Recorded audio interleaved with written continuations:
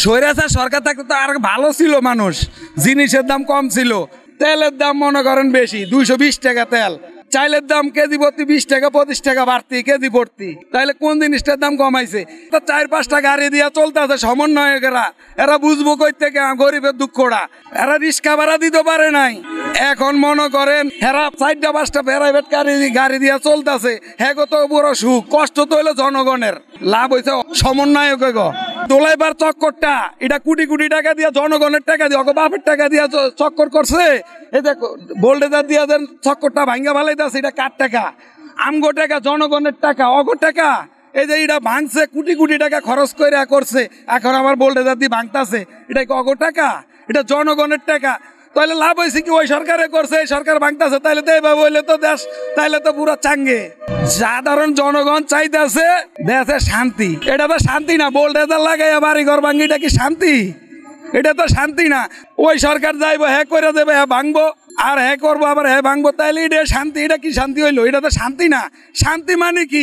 আমি খারাপ হয়েছি, অনেক যদি যে আইবো হ্যাঁ ও যদি খারাপ, তাহলে কিভাবে হইব? ও খারাপ, হ্যাঁ ভালো হয়ে দেখাই দেও যে আমি ভালো। এটা কি দেশের সম্পদ? নেই, বাড়ি ঘর ভাঙছে, বোল্ডেজার লাগাইছে, এটা কি দেশের সম্পদ না? এটা কি বিদেশের তাইছে আমেরিকার লোকের বাড়িঘর? এটা তো বাংলাদেশের সম্পদ।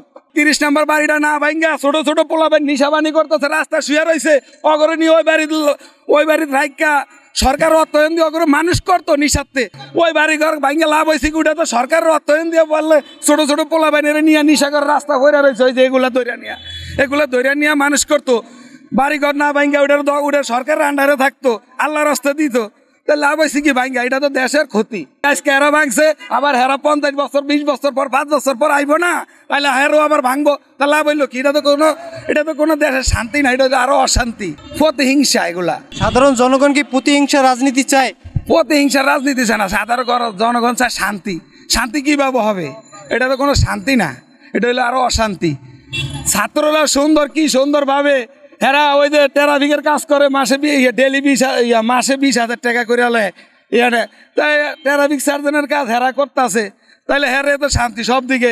প্রাইভেট কাজ 4-5টা দিয়ে চলতেছে, হেরা কি সুন্দর শান্তি, অগতার কষ্ট নাই। চান্দাবাদি পারছে কমাইতে, চান্দাবাদি তো আরো বেশি হইতেছে, মুখে লাগে চান্দা উড়া, যাত্রাবাড়ি লন আমি দেখাই দিই চান্দা কিভাবে উড়াইতেছে। তাইলে লাভ হয়েছে কি? জনগণের ক্ষতি হয়েছে, অগ লাভ হয়েছে।